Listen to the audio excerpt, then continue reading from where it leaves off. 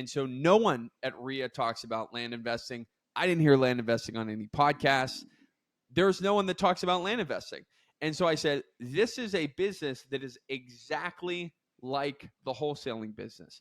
I know how to reach out to sellers. I know how to find lists. I know how to build sales teams. I know how to market direct to seller.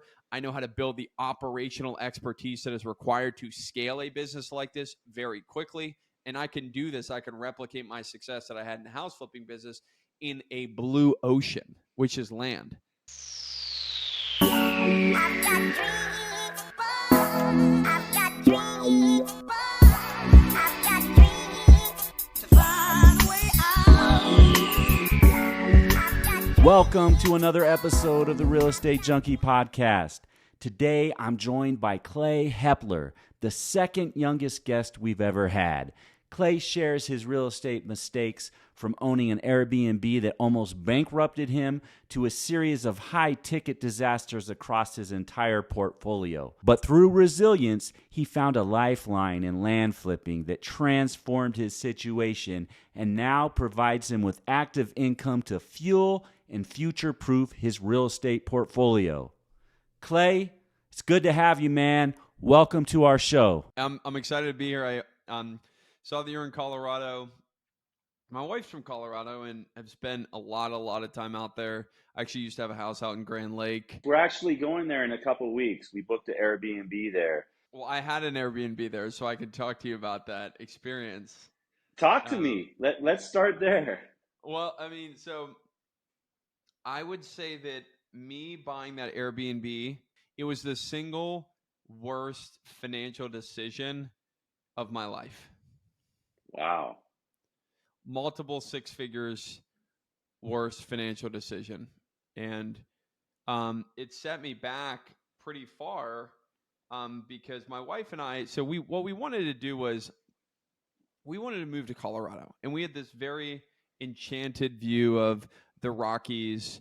And frankly, we couldn't afford to buy a home in like Vail or Breck, some really cool ski town. And she has an uncle who owns a store in downtown Grand Lake. She grew up going to Grand Lake when she was younger. And so we loved it. I mean, we loved it, right? But we didn't really get a feel for the town. When you're a local there, it's very different. Nothing against the town. It's just really not who we are. It's like a town of like 500 people. And it's pretty funky, right? It doesn't have the ski town vibes. It's dead end. It's dead end to Rocky Mountain National Park and these three big lakes. So it's pretty geographically isolated. And you could say that all these other mountain towns like Telluride or Aspen are, because they're not off 70, they're geographically isolated. But there's such a population there relative, in terms of the difference between Grand Lake. But we had this dream. We were going to do this. We were going to move out to Colorado because we were living in Pennsylvania at that point. And so we bought this Airbnb, 7-figure buy. And we said, hey, we're gonna Airbnb this out for a couple of years, and then we're gonna eventually move there. Well, we Airbnb'd it out at the end of what I consider to be this pretty significant Airbnb bust. And so we bought this old 5,000 square foot home. We were like, we have the experience in real estate, like we own rental properties, like we'll be perfectly fine. And really what ended up happening was we got our lunch money eaten because of we weren't good at what we were doing. We weren't really dedicated to Airbnb. We bought this thing for too much, and we didn't realize the seasonality of Grand Lake because it's incredibly seasonal. And so this house was like needed so much work. I mean, we spent multiple six figures in work in this house, and we didn't get it out, right? We sold it for a loss. And so I mean, I can go on and about that. I think that there was a couple of things that if I were to go back, I would have said, first of all, just don't buy it, which is really stupid. It was a vanity purchase and a dreamer purchase, and I'm glad it didn't tank us. But Airbnb is tough. I mean, it's literally a hard business, and you might get higher cash on cash returns, but the return on hassle there is just so high. It's difficult if you don't really know what you're doing. You're not a professional operator. Yeah, no, absolutely. I mean, I hear both sides of the coin on Airbnb, short-term rentals all the time. I personally own one midterm, So I'm not in the Okay. short-term game, but I have a midterm, and I do extremely well with it. And each market's different. You're right. When you go into a market like Grand Lake, it's definitely going to be seasonal. It sounds like you let your emotions make your purchase decision, right? You really like the spot. You thought, you had this dream behind it. So you probably weren't really doing the math equation. You were just doing hey, this will feel good to buy this property. And I see a lot of investors doing that. They make these purchase decisions. Like, I get investors all the time say, hey, I really want to buy a rental property. And then they'll buy a rental property that makes absolutely no sense. They didn't run the numbers. It's never going to cash flow. There's a ton of work that needs to be done on it. They're not thinking it through, but it's an emotional decision because they just want to get started. Maybe I just want to get an Airbnb, even though it's not going to make any money. So that's just a stupid thing to do as an investor. But it's good that you learn from it, right? I think that going through that experience probably taught you a lot, though, right? Yeah, it certainly taught me a lot. I really wish I didn't have to learn the lesson, to be honest with you. Yeah, it was so much, man. I mean, like I remember we had this issue that a lot of those houses up there, depending on where you buy, they're on wells. Okay, so Yeah. we thought our well had run dry, and what was happening was, we had 6 bedrooms or 5 bedrooms, and there would be 3 people taking showers at the same time, and so the well would be working in overdrive, and we're like, we need to dig another well, which is like $40,000 or whatever it is, like deep wells, right? Because Grand Lake sits on this pretty significant aquifer, but you got to go really deep. So basically what I came up with was like, hey, let's just, instead of drilling this well, let's just put on high efficiency showers and toilets. So that we can see maybe if we can, instead of spending $40K, we could spend, I don't know, it was like $4,000. But Yeah. the problem was we didn't really have a reliable contractor because Grand Lake's remote as hell. Yeah. Yeah. And so my wife literally flew out there because at that point I had a W-2 and I couldn't. And she literally flew out there. Her W-2 is remote. And she was there for like 48 hours, man. I mean, everything that could have gone wrong with this house went wrong. She was there with a contractor, like overseeing it. It was really, really tough. And Yeah. we lost money on it. I mean, it was,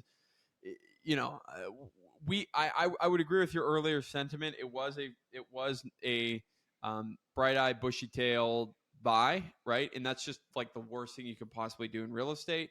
Yeah. And you can make the numbers work. If Yeah. you like something enough, you can Yeah. make the numbers work. Yeah. And I don't think I talked to enough people in the market.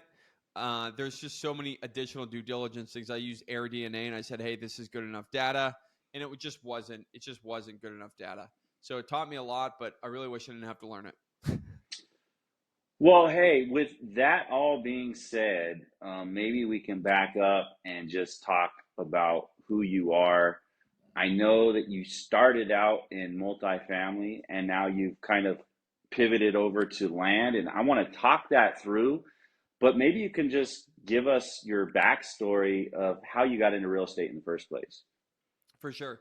So the 2-minute spiel is I had aspirations of working for the State Department, was working for an NGO in Buenos Aires, Argentina, had some experience with, working with the State Department down there, and I ended up just really not liking it whatsoever. So took some time off of college, joined the family chocolate company, learned sales and marketing there, got hooked on the internet gurus, Grant Cardone, Bigger Pockets, the whole 9 yards, and I said, hey, real estate could be an awesome way for me to make money because, of course, there's no problems with real estate whatsoever. It's really easy, and I could buy cash flowing rentals all day, right? Yeah. There will be no competition. Yeah. So from there, I realized I was like, hey, I want to get into real estate, but I needed to work with someone who had experience already in real estate. So I found a mom and pop guy in my city, had a couple hundred units, learned directly from him, built a wholesaling house flipping company. We did about 75 deals in our first year. Then the second year ended up sort of parting ways because I was starting to buy units of my own. And then I started doing the BRRRR process, buying small, mid-sized multis, doing the BRRRR process, single families, flipping a little bit here and there. And then I realized that, it was sort of all at once, and it came is that my wife got a phone call the day before Thanksgiving a couple of years ago, and her boss basically said, Keith, like, hey, I'm sorry, but our business is going under, and you're not getting your salary, and that's too bad. I'm sorry. It's but we don't have any money to pay anyone. We thought we were going to get investors, and we never got investors, and so I had to find a way to build active income. This is another example in my journey of I was this bright-eyed, bushy-tailed young dude, and I was going out there and buying a ton of rental properties. And, we were buying them for great bases. We were fixing them up. We were doing everything that we needed to do. But it takes a decade, right, to get good at real estate, the real estate game, to understand all the things, CapEx, expenses, all the things that actually go into managing asset and property, managing a property. And so we were buying these 1910 builds, and these things are 100 years old, man. They have stuff that goes on, box gutters, single pane, wooden windows that rot out because it's raining in the city that I live in, sandstone foundations, sandstone's porous, so water comes in through these foundations. Everything that could go wrong.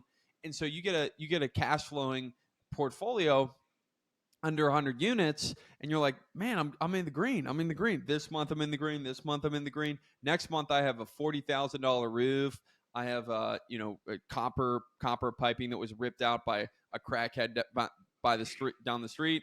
I have cast iron pipes that I need to rip out because the sewer line is exploding all over the general area in the front of my building, and so I got to put $30,000 into that.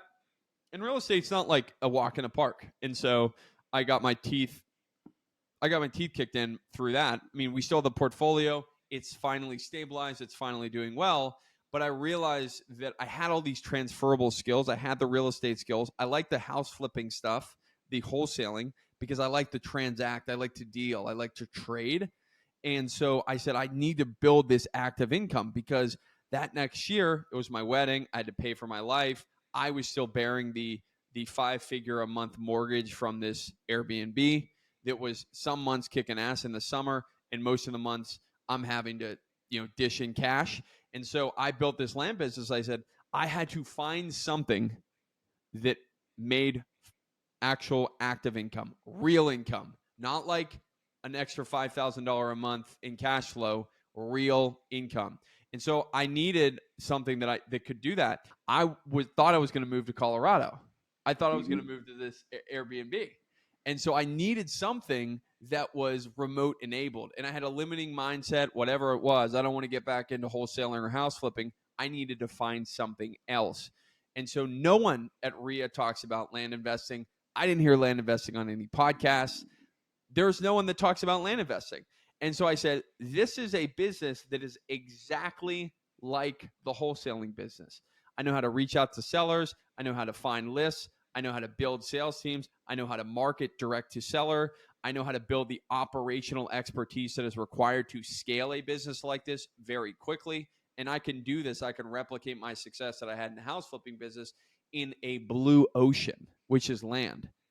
And so I said, I'm going all in, and I did not look back. And so you are basically just wholesaling land. Are you holding on to any of the land, or is it just all just a transaction? Okay, so we do two things. We will wholesale it in about 20% of the cases. The majority of the cases, though, what we're doing is we're buying it as if we're buying a house with investor capital, and we are going to improve it, value add, put the kitchen, the granite countertops in, and the extra windows and the new furnace and the AC, and we're selling it on the back end. We're making this thing beautiful, right? So real quick, on land, does that mean you're doing site surveys, you're digging a well? Like what does it mean to add that value? Right. So this is one of the reasons why I love land so much. You can do something as simple as clearing out a home site to add so much value to a parcel, because people, like in house flipping, if you open up like a open door concept, open floor concept. You connect the living room to the kitchen. It's like $20,000 of value. It's Yes, crazy. yes, But most yes. people can't actually see that. So you have to spoon feed it to them. And so the way that you spoon feed it to someone in land is you cut out the home sites. You say, hey, this is where you can live, your beautiful land. And this is all rural recreational land. We're not talking about land in major metro areas. We're an hour, 2 hours, 3 outside of major metro areas. And so we'll do stuff as simple as that. But land can go from, I'm going to just bring a brush hog and cut off, a quarter acre and make it a beautiful home site, and then get drone photos and make this thing beautiful and sell it for a higher amount that I purchased it for, all the way to I'm going to put a 350 unit apartment building, class A, in downtown Miami. And so the skill set that we're building as land investors is more transferable than any other skill set in any other asset class of real estate, because what we're realizing is we're finding the highest and best use of land. So where I started was I'm buying these 2-acre tracts in the middle of nowhere, and where I am now is I can subdivide deals. I can buy something for $500,000, sell it for $1 million by subdividing it. I can buy that same thing and I can go and re-entitle it and turn it into a 200 unit subdivision and sell it to Lennar or Toll Brothers, and I can make 7 figures on that deal. And so that's the whole value of land. And I saw that when I got into it. There's no people in this, very few people, and the opportunity for me to take my 5-figure paycheck in wholesaling, or even 4-figure paycheck, and turn that into a 6 and 7-figure is there. And so that's what attracted me to it initially. Wow. So, and it sounds like to subdivide and all of this, it's more of just legwork, paperwork than anything, right? It's creating relationships down at, the zoning department. Right. So what we do is we find this plat of land. It's maybe 50 acres, right? And we say, hey, there's a demand here for 5 acres more than there is from 50.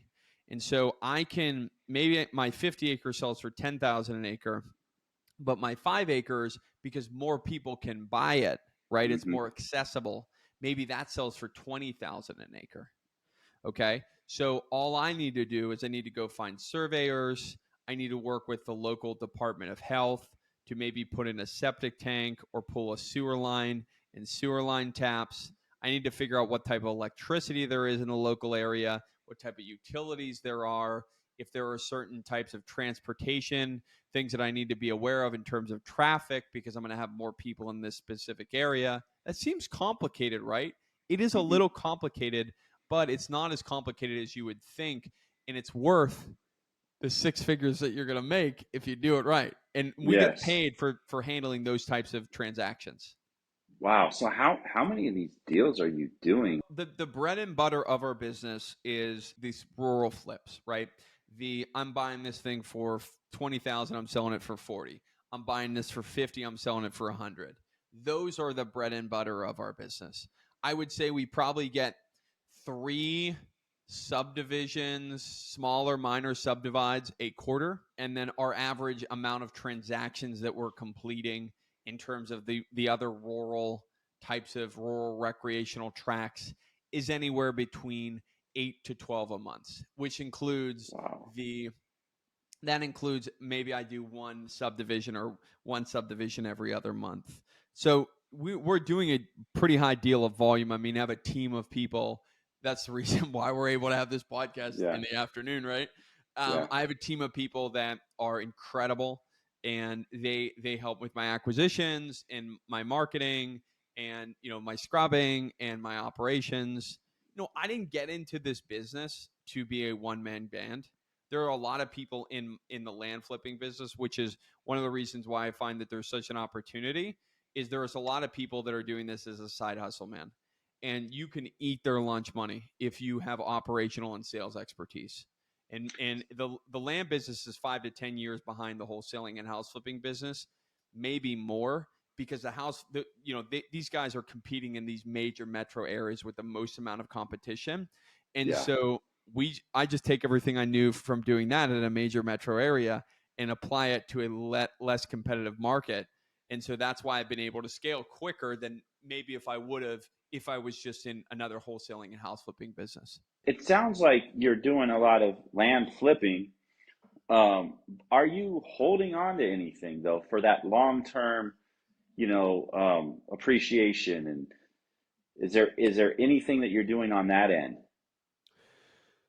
That's a great question. So that is in the land world, it's called land banking. Will I eventually do land banking? Probably. But I would think for me, it would be more advantageous to buy a really good piece of real estate, like commercial sticks and bricks, because then I could take that bonus depreciation and depreciate it against my income. And then I Yes. could 1031 it like I would with land. Okay, so most of your income right now is all active in the land flipping business. And so, do you have any rentals right now, or you sold everything? Yeah, I probably 70 units, something like that. Okay, 70-ish units. okay, and that's just all. It's a large multifamily, or Small, like my biggest unit is an 8 unit. I've never syndicated. I've always just done BRRRR with partners. got it, got it. So you're holding that real estate. That's providing some level of cash flow for you, as well as the tax advantages of owning it. A small level of cash flow. A Yes, but small level of cash flow. Okay, right. okay. Well, I mean, there's so many different strategies when it comes to real estate. I know a lot of people they tend to grow too fast, right? They're going after units, like, oh, I want to get another 100 units. I want to get another 100 units, and they quickly find themselves in a position like you were, right, where bad stuff happens, and when bad stuff happens, it gets expensive. And if you don't have the reserves for that, you're in big trouble. You're not going to be able to survive it. So that's why, like, for me personally, like, I built my portfolio all on single family homes. And these homes are all, no more than 30 years old. I think that's the oldest house that I have in my portfolio. And even that one, like, I've updated the plumbing and whatnot. So I know it's practically a brand new home. So when I do a BRRRR, I make it a brand new home. I'm not going to have to worry about it. Of course, you're going to have days where a storm runs through and rips off the roof. This happens. This is why you have insurance policies. This is why you have to have reserves, because these things will happen. But for the most part, like, I think I've been pretty fortunate. I did buy one strip of land once, and it was useless. Like, I've told this story before on my podcast. I bought it at a tax auction. It looked really good on paper. I picked up the lot for $10K. Thought I hit a home run. Went to the lot after I bought it. Took a surveyor out there with me. Found out I could not build there because there's an endangered salamander in the area, and there's all these other regulations. That it was a useless strip of land.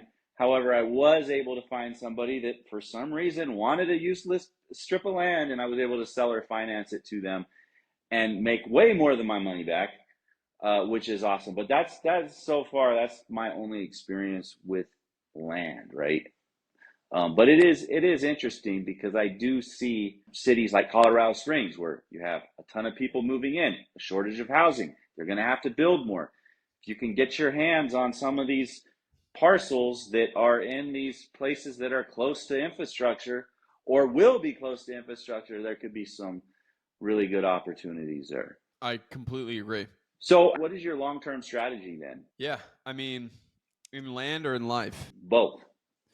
I mean, so the evolution of my land business is to go into becoming a developer and developing tracts and selling them to national builders. And those are massive checks, Keith. I mean, those are 7-figure, 8-figure checks, right? So, for my land business, it's that. It's building that out and taking the profits from the land business and putting it into sticks and bricks, putting it into physical real estate so I can gain the tax benefits of that. And it could be a legacy for my children as well. Yes. The power of real estate, that we can refinance it income free, is a ridiculous concept. Yes. It's just crazy that we can pull out this cash and our tenants pay down the principal and the interest, and we get wealthier every single year. And so yes, this is a vessel for cash generation for me. And so I'm going to put that into real estate, and the real estate is going to pay for my life and be able to live the life of my absolute dreams with my family. And, another thing is kind of in the columns of, you think the land business. Right next to the land business is we're launching a community, a land investing community, people doing the same thing that I did. I told you about my story. Like, I had to do this in the most competitive land market that there's ever been, right? Because interest rates were still low enough, right? And builders were still going in, and I had to build this ship on the way down. So I'm going back and building a course in a community to teach other people to do the same thing. Now, what's in it for me? It's an incredible way to share the knowledge that I gained that actually changed my life physically, right? But also, it's an incredible way to find partnerships, to find investors that maybe will in the future invest in my development deals, to help other people learn the business so maybe we can partner in the future. This is not a selfless game. I think that anyone that tells you that I'm doing it to give back and for fulfillment is maybe they're lying to themselves. There's an opportunity for us to create a community for a lot of people, the landman community, so that we can all rise up together. But we're in it to really build generational wealth for us and our family members. And the long-term goal is, by doing all this stuff, by building out my own land flipping business, my land development, this educational company, and investing all those profits into real estate, is I want to retire my parents. I want to retire my wife's parents. I have a child, an 10-week-old child. I want this guy to have an incredible, fulfilling life. And I want to be able to give back to my wife, man. My wife has been with me on this ride, and she has been with me through the absolute bottom, through stressing if we're going to go bankrupt every single month when we were in our first year of land flipping, because we didn't know if we could pay for our wedding. We didn't know if we had to pay for this Airbnb or buy groceries. And I want to give back to her for standing by my side for these horrible years. I want to give to her because she's such a teammate to me. And so I want to show her, hey, this is the man that you chose is the man that can provide for you in abundance and loves you without question. That's awesome. And it also sounds like you got a hard lesson in real estate, like when you first got started, right? You made a lot of like bad decisions. You caught the real estate bug like a lot of us do, and you probably just built it too fast, right? Let emotions play into it, like with the Airbnb. And when you do that, sometimes you don't make the best decisions. But the good thing is you're only 27 years old. I didn't really get heavy into real estate until I turned 40. So that says a lot for you. Like, I made so many mistakes before I hit 40. It's not even funny. Like, literally my first house flip, yeah, I almost went bankrupt too on it. I did my first house flip in 2006, and then 2007, 2009, house prices were cut in half across the country. No one was buying. The world was on fire. Oh, man. And I was sitting on this house I just put all my money in to flip. Here I am paying a mortgage on this house, and it's not selling. So I rented it out. And who did I rent it out to? Somebody I didn't run a background check on. And their second rent payment, the check bounced. And so I just went through so many bad things early on. And I was like, I am done with real estate. Real estate is not for me. I will just concentrate on my 9 to 5. Don't talk to me about real estate. But it was great that I had that experience, because I took everything that I learned from that to make sure that I don't repeat the same mistakes. And it sounds like now you figured out a way that you can get consistent active income coming in, so that will support your lifestyle, your expenses. And at the same time, you still see like, okay, this time when I start building my portfolio out, I'm going to do it differently. I'm not going to take the types of risks that I took before. I'm not going to let emotion play into my decision making. Yeah, those are really great lessons. that I was fortunate enough to learn at an age that I could still bounce back from. And like I said, we lost a lot of money on that Grand Lake house. Well, But man, it's funny because I have a good friend. He actually he works with me in real estate, and we're always sending like listings for properties out there. And, you know, we both have that. Oh, I want to have an Airbnb there, but you definitely made me rethink that. I think maybe I'll just enjoy staying at other people's Airbnbs or versus actually buying something out there. Because you're right, it is landlocked. It's out there. It's seasonal. You know, you'll probably barely break even. If you have any issues, like a tenant staying there and then something goes wrong, what do? If you don't have, like here in the Springs, I have a network of contractors, handyman. If something goes wrong with one of my rentals, I can get someone over there in 10 minutes. I couldn't say that for a place like that. that's right, dude. That's exactly right. I'm happy to talk to you about it. You know, I am jaded. I'm sure you can make it work, but you have to understand the dynamics of the market. It is a 3-month town, 4-month town. Yeah.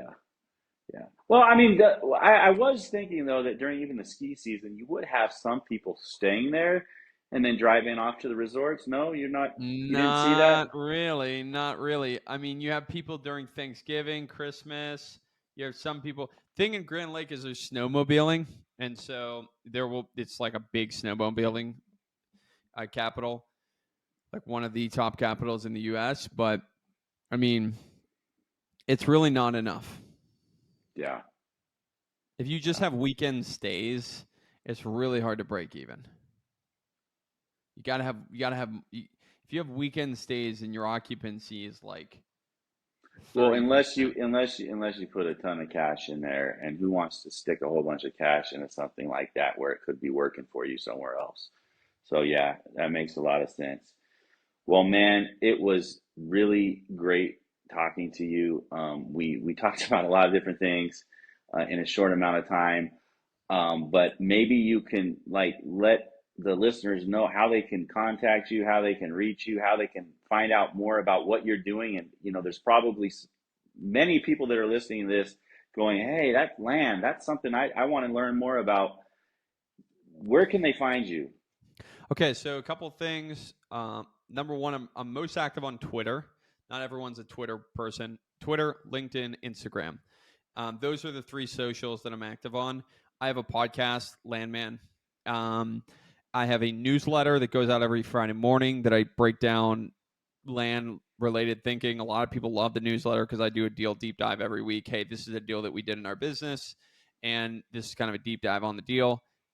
What we liked about it, what we didn't like about it, how we conducted due diligence, what our profit margins are, etc. People really like that. And then if you want to learn how to build a 6-figure land flipping business, you can go to land-man.io. We are launching our first cohort in the middle of July of 2024. And so there's a wait list there.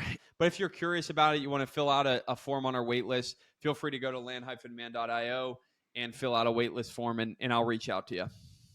Awesome. Well, definitely, I'm going to have to check that out myself. It was great talking to you. You know, your story is pretty inspiring. I think more than anything that comes out of this is just like your drive, right?